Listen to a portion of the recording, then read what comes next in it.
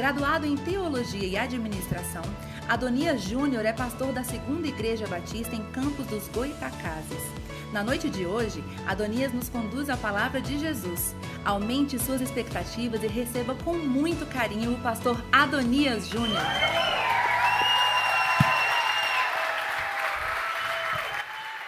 Glória a Deus! Eu quero desejar a você uma boa noite, que a graça de Jesus esteja reinando no nosso coração. Amém, gente? Que privilégio poder chegar aqui, que privilégio poder conhecer vocês, que privilégio poder ter tempo de mesa, de mentoria, de pastoreio, de troca. Que privilégio poder rever amigos preciosos, o Júnior, a Claudinha. Eu tenho certeza absoluta de que tudo que vocês estão fazendo nesta semana está sendo marcado por uma visitação poderosa de Deus sobre vocês. Eu amanhã vou voltar para minha casa com compromisso no meu coração, o compromisso de alguma forma, contribuir para que a minha intercessão possa, nas mãos de Deus, pavimentar uma estrada em que uma nova página está sendo gerada, mas uma estrada também de renovação espiritual, semana de santificação, semana de avivamento. O Martin Lloyd Jones, um dos grandes avivalistas, País de Gales, ele dizia que avivamento não é descobrir verdades novas, mas avivamento é retornar sinceramente às verdades antigas. E eu não tenho dúvida de que Deus já planejou algo extraordinário para ser comunicado através de vocês, mas antes de comunicar através de vocês, o fogo tem que arder aqui dentro, não é verdade? É aqui dentro, o altar do coração precisa ser restaurado. Eu peço que você pegue aí a sua Bíblia, e eu vou ler a segunda carta de Paulo aos Coríntios, capítulo 3, vou ler do versículo 12 ao versículo 18. Mais uma vez, pastor Gilberto, muito obrigado. Privilégio, uma alegria imensa poder estar aqui. Privilégio poder revê-lo. Deus abençoe a sua vida. Assim diz a Bíblia. Preparado? O pessoal aqui fala, me disseram que vocês assim, vocês têm uma celebração bem animada, sabe? Assim, eu sou carioca, já deu para perceber com sotaque, né?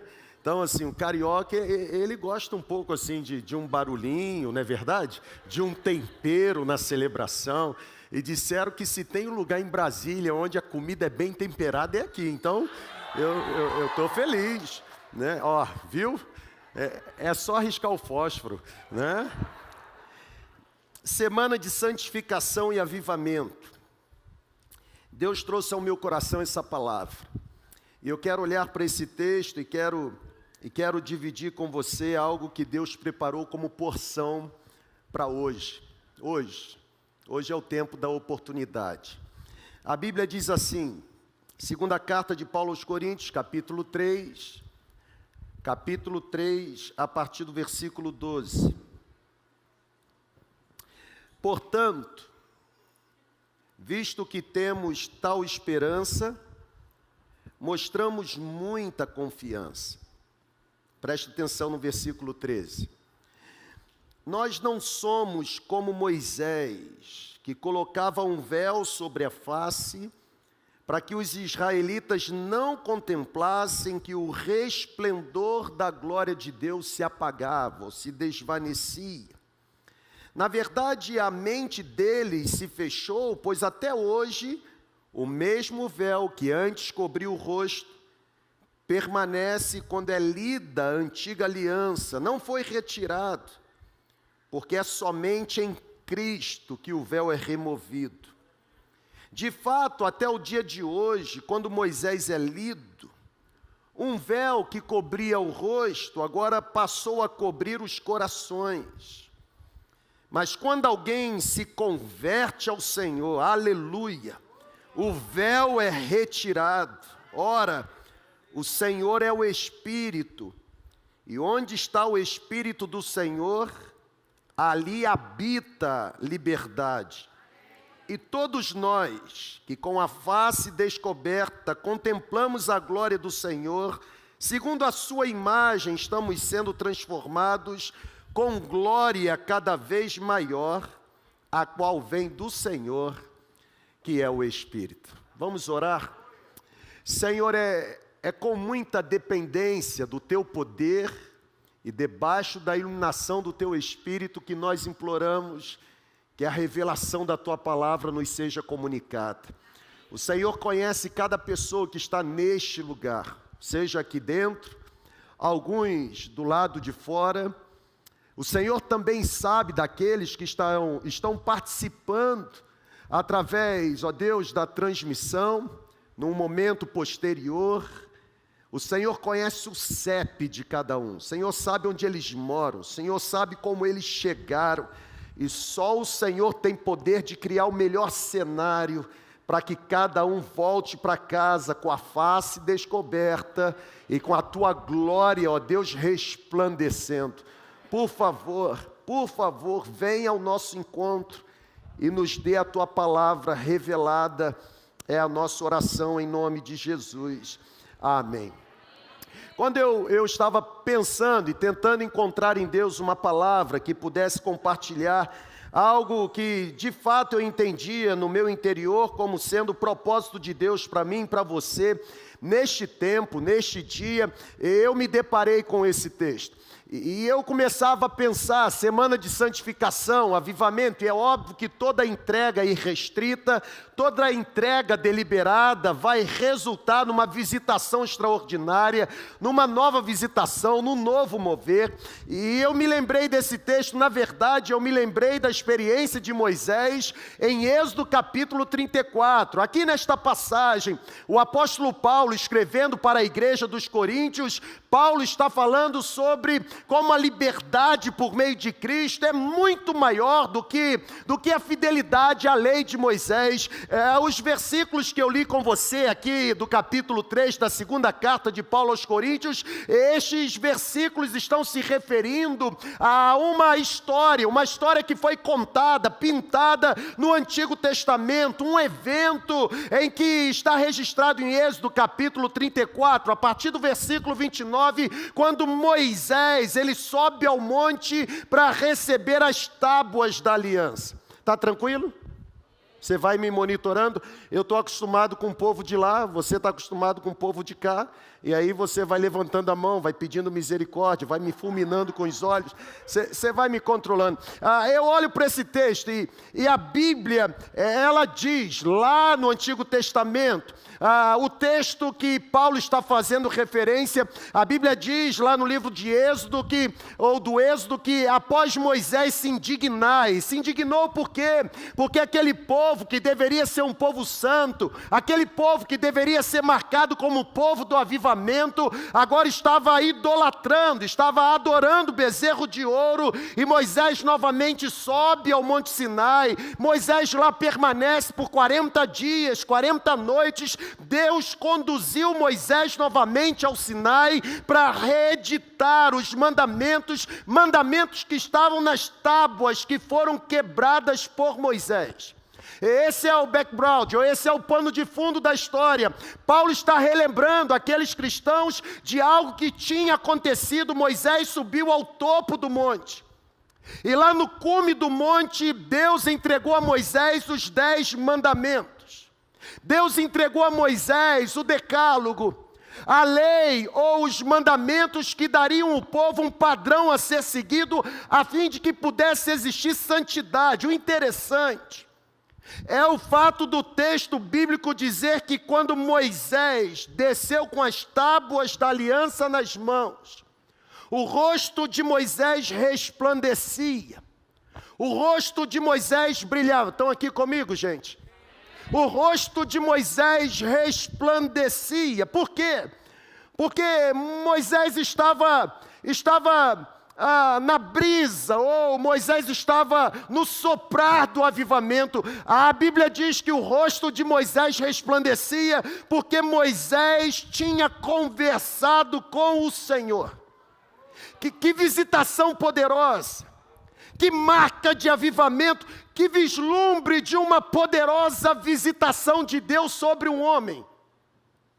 O fato é que nós precisamos lembrar que é este mesmo Moisés que a Bíblia diz que o Senhor conversava cara a cara, face a face.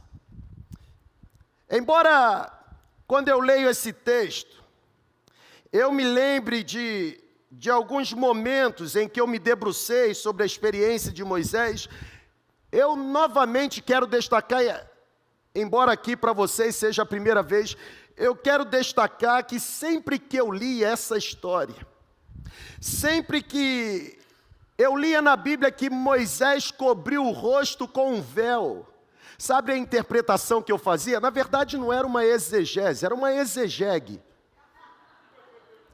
Eu li esse texto lá no Antigo Testamento. Moisés cobriu a face. E a interpretação que eu tirava era que Moisés estava usando o véu para proteger o povo. Até porque, na minha opinião antiga, sabe, Moisés tinha conversado com o Senhor, a face resplandecia, e eu dizia para mim mesmo, foi um ato de proteção. Moisés cobriu a face, porque se o povo se aproximasse de Moisés, com a face de Moisés descoberta, por causa do resplendor da glória de Deus em Moisés, o povo seria fulminado. Alguém já pensou assim como eu? Escola bíblica para você. Eu fazia essa interpretação, de que Moisés, ele cobriu a face porque de tanto amar o povo, Moisés estava impedindo um cenário em que o povo pudesse ser fulminado por conta da presença da glória bendita de Deus que estava em sua face. Eu interpretava assim até ler o que Paulo está escrevendo no capítulo 3 da segunda carta aos Coríntios. Porque a explicação de Paulo deixa evidente que Moisés usava o véu não para proteger o povo. E peguem, irmão.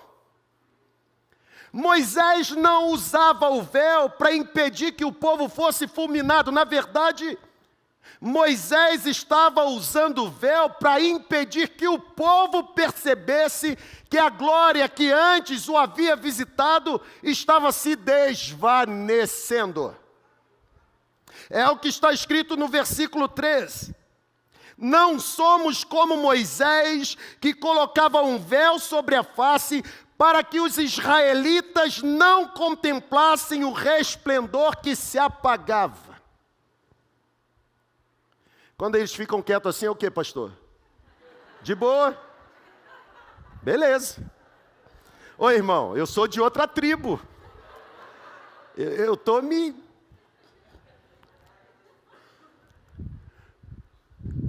Olha que coisa interessante. Eu pensava que Moisés estava poupando o povo. Moisés estava se escondendo.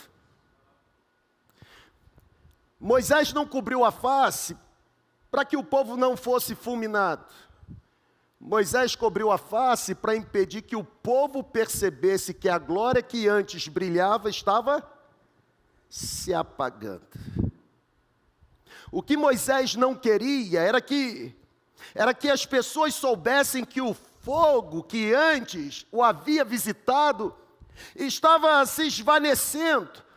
A glória que ele havia contemplado, na verdade, ele estava começando a perdê-la. E aqui está a primeira senha dessa noite. O cerne da questão qual é? Até mesmo aqueles que um dia desfrutaram de uma experiência sobrenatural, até mesmo aqueles que um dia foram completamente revestidos de um poder sobrenatural, até mesmo aqueles que um dia experimentaram assim uma visitação extraordinária de Deus, até sobre estes é possível a chama do avivamento se apagar. E é bom a gente chegar nessa semana, porque se a chama do avivamento está perdendo intensidade, olha que privilégio. Deus marcou essa semana para que o seu coração voltasse a ser completamente incendiado. Se existe um batismo,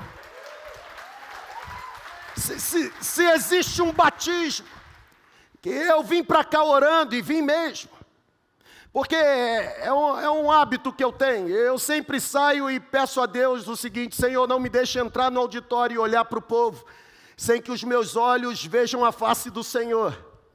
Até porque eu não tenho nada para dar para o povo. Carrego em mim misérias, carrego em mim peso de iniquidade. Mas se o Senhor decidiu usar um pedaço de madeira como eu sou, sabe, se o Senhor decidir fazer com que a chama da paixão que eu carrego em Jesus ganhe intensidade, até crente frio vai começar a ser incendiado pela tua presença. Olhar para esse texto é perceber que a glória... Está tranquilo aí, irmã? Ou está muito rápido? Ok. Olhar para esse texto é perceber que a glória de Deus pode se apagar. É por isso que vocês estão nessa semana. É possível ser crente há 50 anos e perder a glória de Deus. É possível ter uma caminhada cristã já há algum tempo e a glória se desvanecer. Até porque, pessoal, eu tenho aprendido na minha jornada pastoral que na vida espiritual não existe ponto de equilíbrio. A vida espiritual é um processo interminável de subida. Porque se você olhar para você mesmo e concluir, eu já li a Bíblia tantas vezes, já tenho tanto tempo de vivência comunitária cristã, eu já estou no meu ponto de estabilidade. Não tem ponto de estabilidade a partir do momento que você parar de subir, imediatamente você vai descer. Sabe, se existe algo que jamais poderá ser negligenciado em nossa caminhada espiritual, é exatamente a nossa consagração ao Senhor. Se existe algo que jamais poderá ser negligenciado na nossa conduta, é exatamente essa busca pela santidade, pela integridade. A integridade está morrendo, a integridade está morrendo nos palácios, a integridade está morrendo no governo, a integridade está morrendo até mesmo no seio da comunidade. Nós precisamos de uma nova visitação. Eu tenho descoberto, a beleza de uma igreja não tem nada a ver com a estética que ela possui, até porque a igreja é muito mais do que o prédio que ela tem. A beleza de uma igreja está exatamente na intensidade como o poder do Espírito Santo se manifesta. Se existe algo que nós jamais poderemos negligenciar, é esse quebrantamento. Essa entrega à presença do Espírito Santo em nós jamais poderá diminuir. Eu sou filho de pastor. Eu fui criado na dinâmica da igreja. E como que a gente às vezes é inserido numas filosofias que afastam a gente daquilo que é essencial. Talvez uma das pessoas mais mal compreendidas na igreja evangélica seja a pessoa do Espírito Santo. Já começa com a nossa mania de classificá-lo como terceira pessoa da Trindade, ainda que a Bíblia nunca o tenha apresentado dessa forma. Até porque eu não sei quem ficou em terceiro lugar no passado no Campeonato Brasileiro, e não sei mesmo não, terceiro lugar a gente nunca lembra.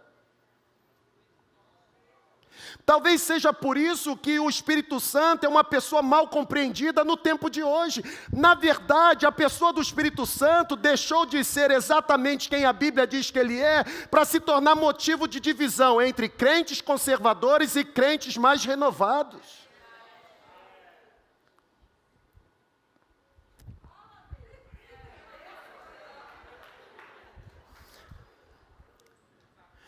A glória não pode se apagar.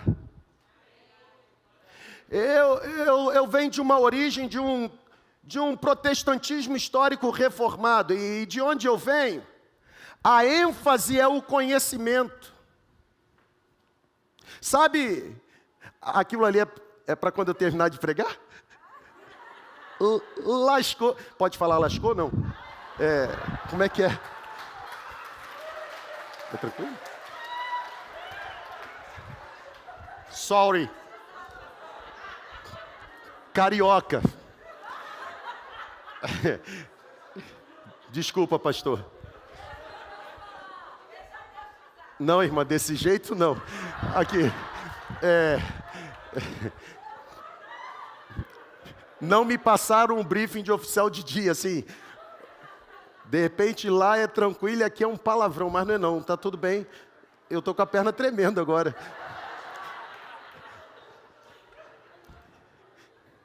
Eu venho daqui, ó. A ênfase é o conhecimento. Aqui onde eu fui criado, o que a gente dá muita ênfase é o seguinte: nós temos a palavra, nós somos o povo da palavra. Nós conhecemos a palavra. Só que em determinado momento da minha vida, por uma questão acadêmica, eu comecei a conviver com irmãos em Cristo que não vêm de um protestantismo histórico reformado de onde eu vim, que a ênfase é o conhecimento, mas é um povo chamado povo pentecostal, em que a ênfase é o poder. Só que aqui onde eu fui criado, me disseram que lá tem poder, mas não tem palavra. Na verdade, quando eu comecei a conviver com eles, eles disseram para mim que aqui tem poder, ou lá tem palavra, mas não tem poder. E eu fiquei assim agora, eu me lembrei de Jesus em Mateus 22, 29, quando diz: vocês erram, ou vocês são negligentes, ou vocês fracassam, porque vocês não conhecem a palavra, as escrituras e nem o poder. Jesus está dizendo que existe um tipo de igreja que conhece a palavra, mas não conhece o poder. Como Jesus também está dizendo que existe um tipo de igreja que conhece poder, não conhece. Na verdade, existe tipo de igreja que não conhece uma coisa nem outra, mas a grande verdade é que essa semana de santificação, o plumo de Deus está passando para que você que conhece a escritura seja revestido de poder. Sabe, gente, a glória não pode se apagar. Não pode. Celebrações não existem para entretenimento, mas para oferecer um ambiente onde pessoas como eu e você terão uma experiência extraordinária com o poder e a presença do Espírito Santo. Qualquer que seja o custo, qualquer que seja o investimento,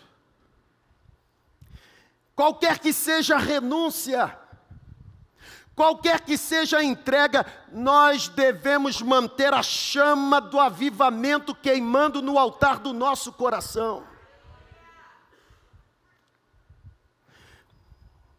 Se nós desejamos que a glória de Deus permaneça brilhando, resplandecendo, nós precisaremos fazer o homework, o dever de casa.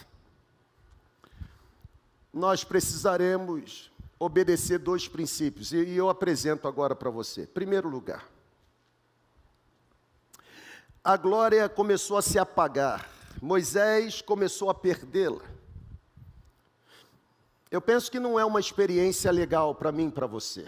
Por isso eu quero sugerir você a fazer o seguinte: em primeiro lugar, você precisa aprender que somente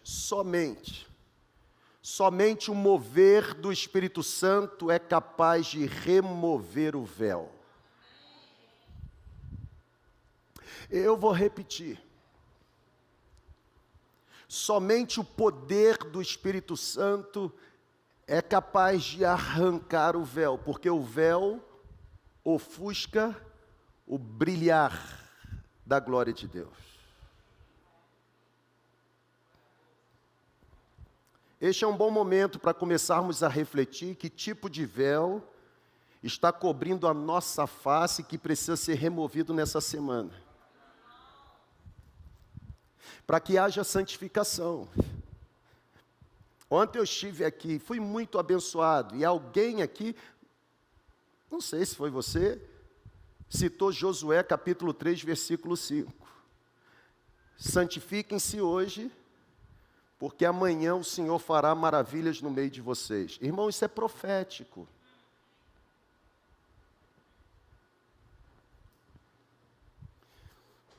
Que tipo de véu precisa ser removido? Nós já nos acostumamos com um verniz espiritual. A igreja de Jesus, principalmente nas últimas décadas, eu digo isso com tristeza, porque eu faço parte dela.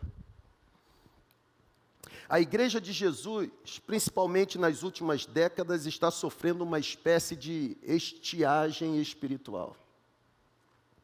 Sabe, são centenas, se não milhares de crentes. Centenas, se não milhares de cristãos que estão manifestando uma vida espiritual semelhante a uma terra seca. Eu vou repetir. Irmão, eu vou dizer um negócio que você vai fazer assim. Quer ver? Eu só tenho 41 anos.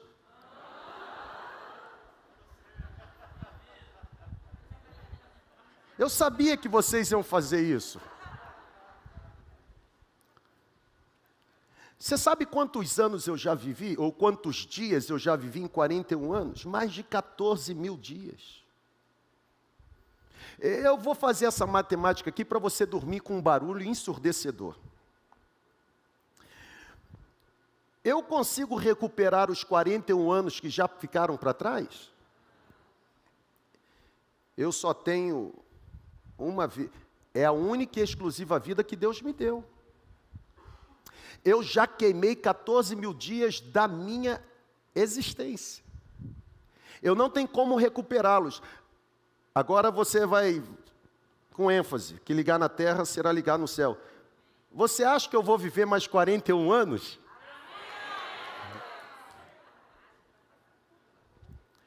Se Deus me der mais 41 anos,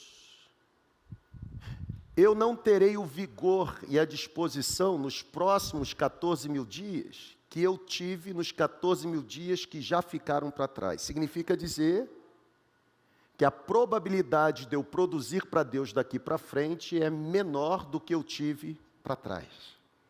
Você que está com mais 41 anos, seu saldo está mais negativo ainda.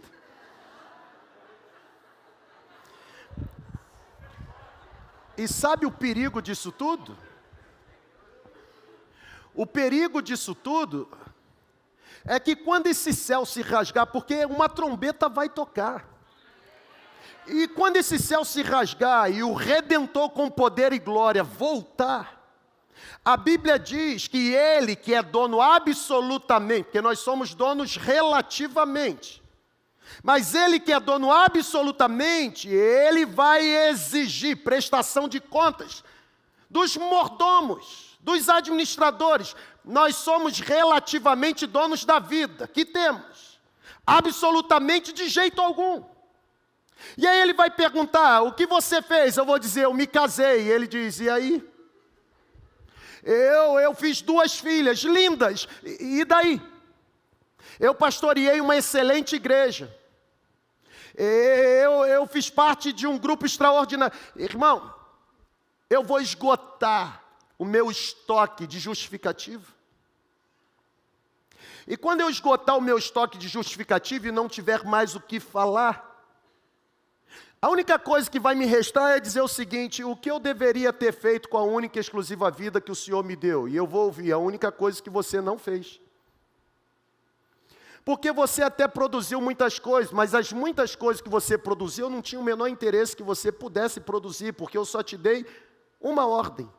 Você precisa fazer discípulo no meu reino. Entrar no céu sozinho é tragédia. É por isso, semana passada nós tivemos lá um retiro com a garotada. E em retiro acontece um monte de coisa, um retiro de verão. Aí chegou um para mim e disse assim, cara, o malandro de 17 anos, ele virou e falou assim, você é pré-milenista, amilenista ou pós-milenista? Porque nós batistas somos amilenistas. Mas você é pré-tribulacionista, pós-tribulacionista ou mid-tribulacionista? Eu fiquei olhando para eles assim, você está estudando em que seminário? Ele diz assim, não, porque eu sou amilenista. Falei, nossa, eu estou tanto tempo nessa jornada, até agora não consegui ser nada. Vocês se lembram de Mateus 17, ou Marcos 9, ou Lucas 9? Quando Jesus depois de sofrer o processo de metamorfose, desce do monte. Pedro, Tiago, João se encontra com um pai que estava angustiado, porque os 9 discípulos que ficaram, porque 3 estavam com Jesus lá em cima, não foram capazes de curar o filho, que desde a infância era jogado na água e era jogado no fogo, atormentado por Satanás. Interessante que quando Marcos vai trazer essa narrativa, ele diz assim: vendo Jesus que os seus discípulos discutiam com os escribas e fariseus, disse: o que vocês estão discutindo? Parece que é o que Jesus está falando hoje para a gente. Qual tem sido o tema do seu debate? Você está discutindo se a ceia é restrita ou está restrita, não é verdade? Se o batismo é por aspersão, imersão, ablusão, banhão, sei lá. Você está discutindo sobre tanta coisa. E enquanto a gente está perdendo tempo, a glória se apagando, o avivamento passando, o diabo continua jogando gente no fogo, jogando gente na água. E a pergunta é: quando é que a igreja vai se levantar com uma resposta do céu para acabar com a orquestração de Satanás? Somente o mover do Espírito Santo é capaz de remover o véu. Nós estamos vivendo um tempo em que existem centenas, se não milhares de crentes, manifestando uma vida improdutiva, árida, sem frutos, sem qualquer relevância, sem unção, sem poder. É gente que está buscando água em cisternas rachadas. A glória vai se apagar, gente. Já estão cansados ou posso ir um pouco mais? Nós precisamos manter a chama do avivamento acesa no peito. Na verdade, eu digo com propriedade, isso aqui não é um jargão, isso aqui assim, não é um processo de andragogia, entretenimento, manobra de público, não é disso não, eu digo com pureza de alma. É perceptível como Deus tem algo novo para ser derramado sobre vocês. É perceptível, gente. É perceptível como Deus está pronto para iniciar uma nova página. Só que vocês precisam ter a sobriedade, me permitam ser tão direto dessa forma, a sobriedade de entender que antes de Deus realizar algo através Ele vai desejar realizar algo em.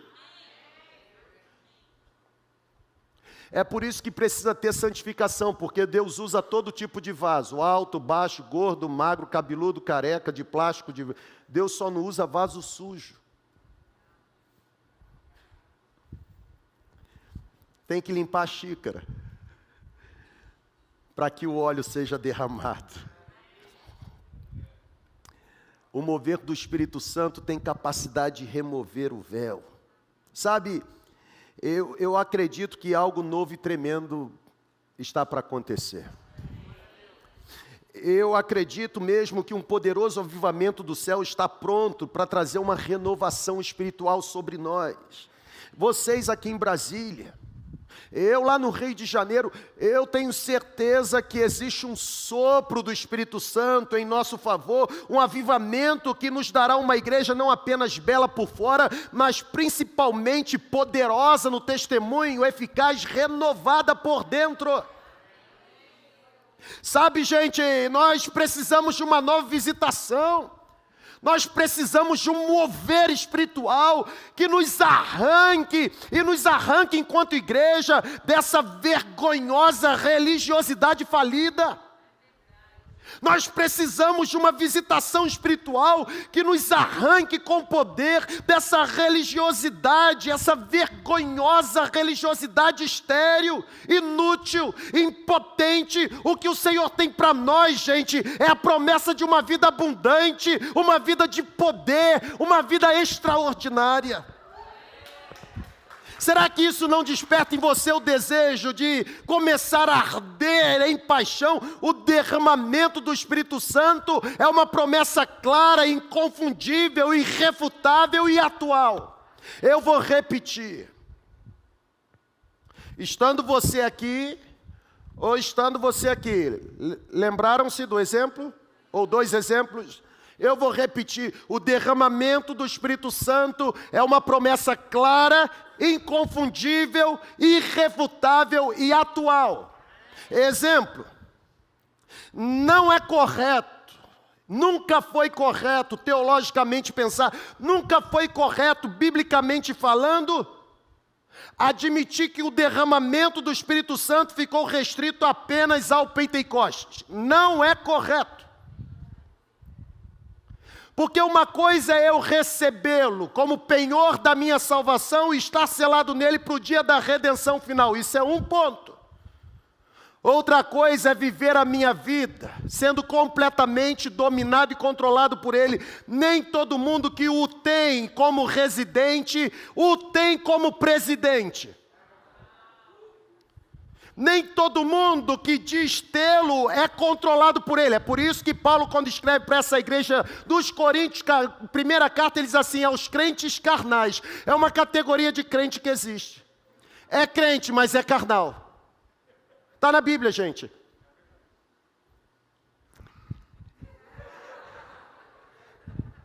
Está com véu. Está coberto. Carrega a Bíblia. Se veste como? Fala igual. Mas não é. Até porque, teologicamente falando, há uma grande diferença entre regeneração e conversão. Conversão é mudança de hábito, regeneração é mudança da mente ou transformação interna. Nem todo mundo que muda externamente significa que passou por uma transformação interna. É possível mudar hábito sem ter experimentado o novo nascimento. Agora é impossível ser mergulhado no milagre do novo nascimento, da regeneração, e a experiência do novo nascimento não transformar o meu jeito de ser, a minha maneira de viver, o meu jeito de andar, a minha forma de falar, o meu jeito de agir, a minha forma de reagir. O véu é removido. Sabe, há mais para nós. Eu creio. A promessa do Espírito Santo é uma promessa vigente, atual. E isso porque nós não podemos pensar, em hipótese alguma, nós não podemos pensar que já recebemos tudo o que deveríamos receber do Espírito Santo. Eu vou repetir, porque você já está pensando no lanche. A barriga está roncando. Dom de vidente. Será que você já recebeu tudo que você deveria receber do Espírito Santo? Existe muita coisa em Deus que você ainda não experimentou. Eu vou repetir. Reaja aí, irmão. Existe muita coisa em Deus que você ainda não experimentou. Tem mais para nós. Existe infinitamente mais. Há algo tremendo que Deus está prestes a realizar que você ainda não experimentou. É por isso que a gente pode pedir mesmo, Senhor, vem ao nosso encontro, faz de novo, renova, reacenda a chama, me dê capacidade de remover o véu. Se existe algo que eu não admito os meus pés trilharem, é o caminho da mediocridade. Sabe, eu não me contento, eu sou muito grato, satisfeito de jeito algum. Eu sou grato por Deus me permitir chegar onde eu cheguei, agora satisfeito de jeito nenhum. Porque eu sei que apesar de Deus ter me dado o presente de chegar onde eu cheguei, ainda existe muita estrada pela frente que o Espírito dele pode me conduzir. Eu quero caminhar para metade.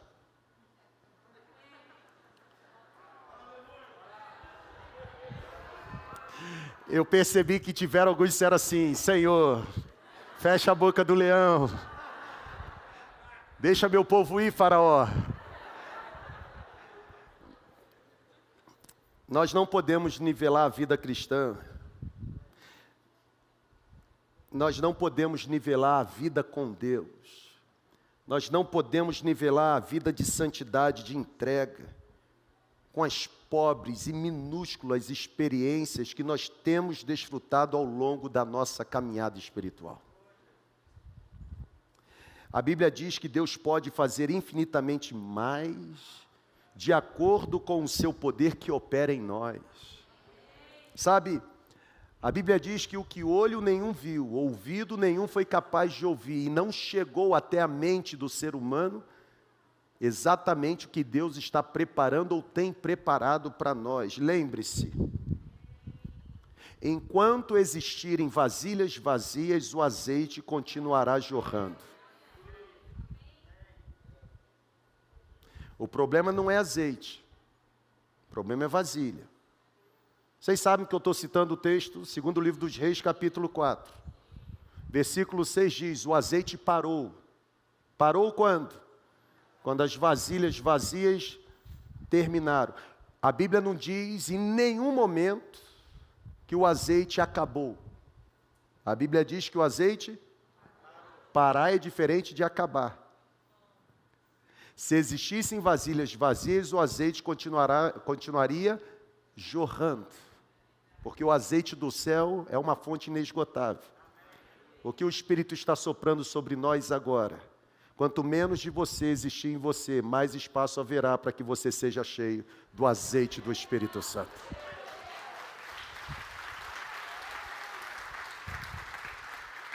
É preciso remover o véu.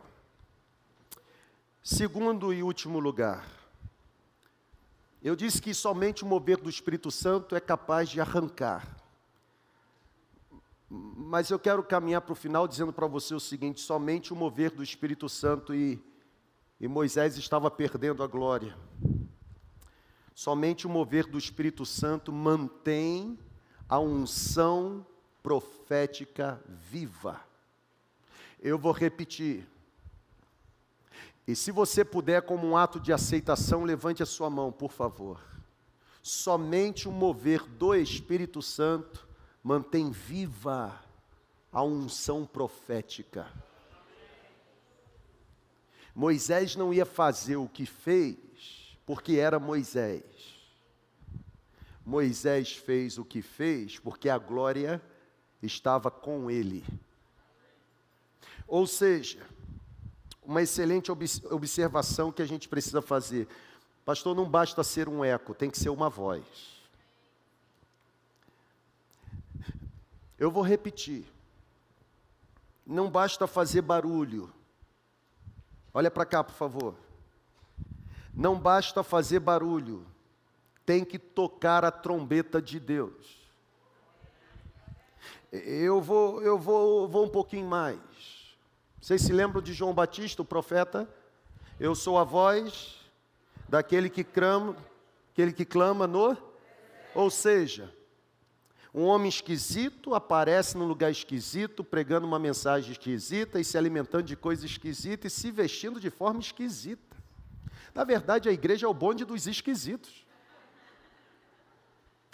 João aparece no deserto, instruindo o povo ao arrependimento, e diz a Bíblia, lá no início dos evangelhos, que João Batista era a voz de Deus, proclamando uma mensagem bombástica. Não pensem vocês que pelo fato de serem descendentes de Abraão, que estão salvos, porque salvação não é nacionalista, não é meritória, tem que se arrepender, porque Deus pode suscitar filhos da pedra. É por isso que Jesus disse, veio para os que eram seus, os seus não o receberam, mas a todos quanto o receberam, Deus deu a estes o poder de serem feitos filhos de Deus, a saber os que creem no seu nome. Não basta ser um eco, tem que ser uma voz e voz profética. Diz o texto bíblico de Lucas 3 que João foi identificado como a voz daquele que clama no deserto, ou seja, João Batista, filho de Zacarias, percorreu toda a região próxima ao Jordão, pregando um batismo de arrependimento e arrependimento para perdão dos pecados. João proclamou uma mensagem exortando o povo da seguinte forma: preparem o caminho do Senhor e façam veredas retas para Ele. Santificação. Porque João era uma voz e não meramente um eco, A Bíblia diz que as multidões deixavam suas cidades, suas casas, elas acorriam ao deserto, ou seja, irmão, pega isso aqui, está mais do que claro que não importa o lugar onde o homem esteja, está mais do que claro que não importa se a igreja é grande ou pequena, está mais do que claro que não importa se a cidade é central ou interiorana, está muito claro a partir da experiência de João Batista no deserto, que não importa a diversidade de instrumento, a habilidade de músico, na verdade, o que faz a diferença é a presença do Espírito Santo.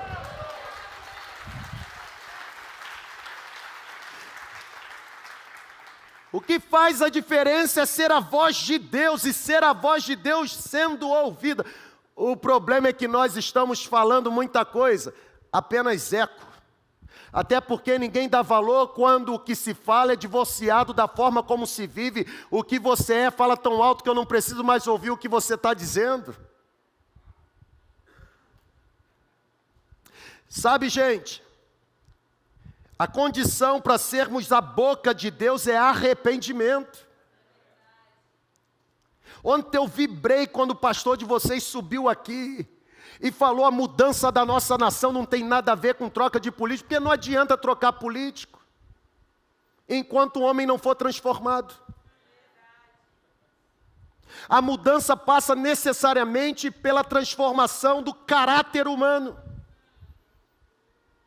E eu fico olhando, pastor, nós, igreja, detentores do poder da graça, estamos colocando em outro lugar a esperança de transformação. Que falência espiritual! O poder está aqui, irmão. Foi Deus quem disse: a chama, o fogo do altar jamais irá se apagar. O altar está pegando fogo. O problema é que a gente não precisa de fogo não, irmão. O fogo já existe, a gente só precisa de coragem e ousadia. Entrega, arrependimento, santidade, integridade, vida consagrada, não ter a face coberta por um véu. O grande drama da igreja é que hoje, a igreja ela tem muita erudição, mas está faltando unção do Espírito Santo. O Charles Spurgeon, o grande pregador do século XIX, chamado aí o príncipe dos pregadores, ele dizia o seguinte: o que nós precisamos não é de um poder intelectual extraordinário, o que nós precisamos é de uma unção extraordinária. Sabe, gente, me parece que o problema da igreja hoje está residindo no fato de que existem muitas palavras eloquentes, mas está faltando o óleo do Espírito Santo sobre a cabeça. Nós não podemos manifestar um coração frio de jeito nenhum. Nós precisamos que o coração seja um coração aquecido, um coração que arda, um coração apaixonado, um coração que queime. Nós queremos ou nós precisamos arder se desejamos ver a cidade pegando fogo. O fogo é daqui para lá, irmão, não é de lá para cá, não. A palavra de Deus precisa penetrar em nós como uma espada. Você ainda está aqui comigo ou já foi embora, irmão? A palavra de Deus, quando fica vermelhinha, porque já era para acabar. A palavra de Deus, ela proferida pelos nossos lábios, ela precisa produzir impacto nos corações. Entendeu? São dos dois lados.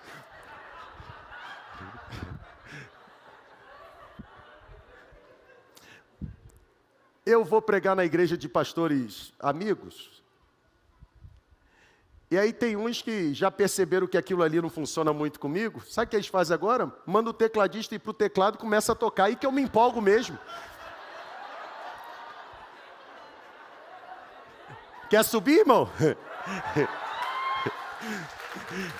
Eu fico... Aí eu me empolgo. Porque...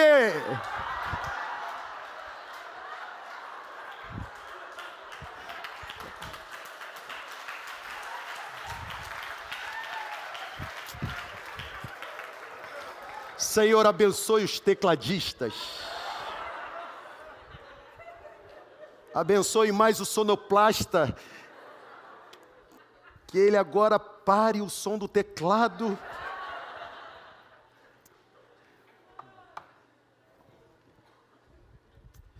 Nós precisamos ser a chama do céu ardendo. Eu vou terminar mesmo. Acho. Você sabe que isso é técnica, né, irmão? Só para perceber se posso ir mais um pouquinho. Nós precisamos ser a voz profética. Mais do que um eco. Uma voz profética. Brasília pode ter milhares de igrejas, mas nenhuma igreja é como a igreja capital. Ponto. Porque toda igreja tem um DNA próprio. Todo pastor recebe de Deus uma unção específica. Na verdade, pastor, Arão e Miriam sempre existirão aos montes. Mas Moisés só tem um. E o problema é quando a glória de Deus começa a se desvanecer. Eu não sei o que é que vocês ouviram para trás, mas sei que muita coisa boa vocês ouvirão amanhã e sábado. Porque inteligente deixa o melhor vinho para o final. Mas amanhã eu vou voltar para minha casa com uma certeza. Vocês só não vão viver o que está pronto para ser derramado se vocês decidirem manter a face coberta. Porque, eu volto a repetir, já está tudo orquestrado. Pessoal, nós não podemos produzir fogo de Deus. Eu vou repetir. Fique em pé, por favor, para eu parar de falar. Nós não podemos produzir o fogo de Deus. Porque se nós pudéssemos produzir o fogo de Deus, Deus deixaria de ser quem Ele é. Ele seria alguém manipulado por nós. Agora olha para cá. Embora não sejamos capazes de produzir o fogo de Deus, uma coisa nós podemos fazer. Preparar o altar. Você está aqui ligado ainda? Porque eu e você, nós não sabemos quando Deus vai decidir derramar o fogo. Mas se deixarmos o altar preparado, o dia que Ele decidir derramar, a lenha, ainda que verde, arderá em chama.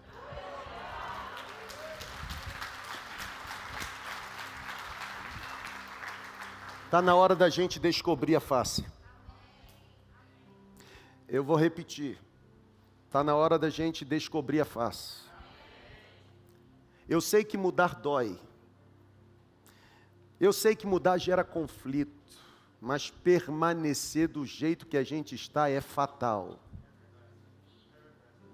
Para cada tempo específico, Deus também tem um mover espiritual específico. Existiu o tempo do disquete, existiu o tempo do pendrive, existiu o tempo do cartão de memória, existiu o tempo do CD, DVD, HD, é o tempo da nuvem. O maior inimigo do nosso sucesso no futuro é o nosso sucesso no passado. Porque demos certo lá atrás, achamos que agora perpetuando a forma, as coisas também darão certo. Não é assim. O espírito é o mesmo. As demandas são distintas. Que tal você remover o véu? Tem um véu aí. Que tal você ter coragem nessa hora de começar a arrancar? Talvez ele esteja muito grudado. Vai machucar um pouquinho. Mas é necessário arrancar. Sabe por quê? Porque somente com a face descoberta, você será capaz de ter uma visão exata de quem Jesus é. Percebam no texto. A Bíblia diz que o véu que estava sobre a face, versículo 13. No versículo 15, a Bíblia diz que desceu para cobrir o coração. O que primeiro cobre o rosto, acaba cobrindo em pouco tempo o coração. Eu quero sugerir que você receba uma visitação espiritual nessa noite como você nunca recebeu. Eu vou repetir. Eu quero pedir a Deus que traga agora um batismo de poder e de presença. Eu quero pedir que agora a sua face seja descoberta para que você compreenda quem Jesus é. Você já o conhece? Você já o conhece? Você sabe quem Jesus é? Você já o conhece? Eu não sei se você já o conhece, mas a Bíblia diz que Ele é o Rei dos Reis. Ele é o Senhor dos Senhores, Ele é o Rei da Justiça, Ele é o Rei de todos os tempos. Com a face descoberta, você será capaz de perceber que Ele é o Rei da glória, Ele é o Rei do céu. Ele é o Rei da igreja, Ele é o Rei de todos os povos, Ele é Rei soberano.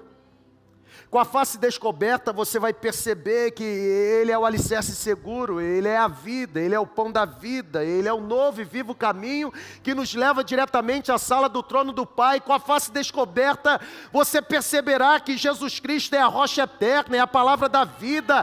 A Bíblia diz que Ele é o semeador, Ele é o Senhor da colheita. A Bíblia diz que Ele é a rosa de Sarão, Ele é o lírio dos vales, Ele é a videira verdadeira. Com a face descoberta, os seus olhos se abrirão e você poderá contemplar através do poder do Espírito Santo que Jesus Cristo é permanentemente forte, Ele é totalmente sincero, Ele é eternamente constante, Ele é imortalmente gracioso, Ele é imperialmente poderoso, Ele é imparcialmente misericordioso. Somente com a face descoberta, com a face descoberta, você perceberá que Jesus Cristo, Ele é o justo juiz, Ele é a rocha eterna, Ele se tornou boas novas de salvação, de grande alegria para todos os povos, Ele é a palavra de Deus. Com a face descoberta, sendo morador de Brasília, você vai perceber que Jesus Cristo é o desejo de todas as nações. Ele é o Salvador da humanidade. Com a face descoberta, você vai perceber que Jesus Cristo é pedra fundamental. Eu não sei se você consegue vibrar com isso, mas com a face descoberta, a gente percebe que não existe paralelo dele. Na verdade, não existe precedente dele. Ele é, Ele foi, Ele será. Nada existiu antes dele, nada existirá após ele, porque Ele é o alfa, Ele é o ômega, Ele é o princípio, Ele é o fim, Ele é o autor, Ele é o consumador. Ele sempre será o mais elevado assunto de toda a literatura. Ele sempre será para nós a doutrina fundamental da verdadeira teologia. É com a face descoberta e somente com a face descoberta que você vai perceber que Ele se importa. Na verdade, Ele salva. Você pode reagir? Ele fortalece, Ele sustenta, Ele restaura, Ele guia. É Ele quem cura o doente, é Ele quem limpa o leproso, é Ele quem perdoa os pecadores, é Ele quem liberta aquele que deve alguma coisa. Somente com a face descoberta, somente com a face descoberta você vai perceber que a vida de Jesus é inigualável.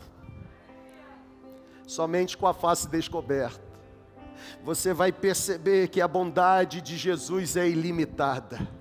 Cantou isso aqui no início. Somente com a face descoberta você vai perceber que a misericórdia de Jesus é eterna. Somente com a face descoberta você vai perceber que o amor dele nunca muda. Você já o conhece? Será que não tem algo começando a arder aí no seu peito, não, irmão? Que venha uma nova visitação sobre nós. Que venha uma nova visitação. Que comece agora a ser removido todo o véu, véu da incredulidade, véu da ignorância. Porque se o véu for removido, você vai perceber que a palavra de Jesus satisfaz que a graça de Jesus é suficiente, que o reino de Jesus é justo, que o jugo de Jesus é suave, que o fardo de Jesus é leve. Será que você pode nessa hora se render? Sabe, pastor, eu queria poder descrevê-lo, mas ele é indescritível. Na verdade, ele é incompreensível. A mente humana não é capaz. Ele é indestrutível. Ele é irresistível, ele é invencível. Se você descobrir a sua face agora, você vai ter uma experiência tão extraordinária. Você jamais irá conseguir tirá-lo da sua mente. Você jamais conseguirá viver sem ele, porque você nunca viverá além dele. Na verdade, a Bíblia diz que os fariseus não puderam com ele. Pilatos não pôde detê-lo. Sabe, Herodes não pôde matá-lo. Se você tiver a sua face descoberta, você vai perceber que a morte não pôde vencê-lo. A cruz está vazia. O túmulo onde o corpo dele foi depositado está vazio. Sabe por quê? Porque ele ressurgiu. Com a face descoberta, você perceberá que ele está vivo. Com a face descoberta, você perceberá que ele está presente nesta celebração. Com a face descoberta, você perceberá que ele está mais perto de você do que você imagina. Você não quer ser cheio do poder do Espírito Santo nessa noite? O fogo do altar está aceso. Você não pode provocar o fogo, mas você pode preparar o altar. E preparar o altar exige reconstrução do coração. Reconstrução do coração é um ato de coragem para remover o véu. Eu não sei se a gente pode fazer isso, mas se puder fazer, quer ser cheio do poder e da presença do Espírito Santo, pode vir. Tem batismo de poder e de presença para você. Pode vir, pode vir. Pode vir, irmão. Está com medo de quê? Esse fogo aqui não machuca não, ele purifica, ele santifica, ele restaura, ele renova, ele vivifica, ele dá o início a uma nova vida. Eu acho que eu arrumei foi problema, porque eu falei para pode vir, mas não dá para todo mundo vir, então sei lá o que você vai fazer. A grande questão é o seguinte, irmão, se renda. Olha aqui, comece a clamar, comece a clamar. Comece a fazer brotar nos seus lábios as palavras de adoração, a fim de que haja mesmo batismo de presença e de poder sobre a sua vida. Será que eu posso ouvir agora aqueles que desejam ser completamente inundados de uma renovação espiritual? Será que eu posso ouvir o clamor daqueles que estão desesperados por uma intervenção do céu? Que venha o sopro do Espírito Santo sobre você, que venha o sopro do Espírito Santo sobre você. Em nome de Jesus, em nome de Jesus.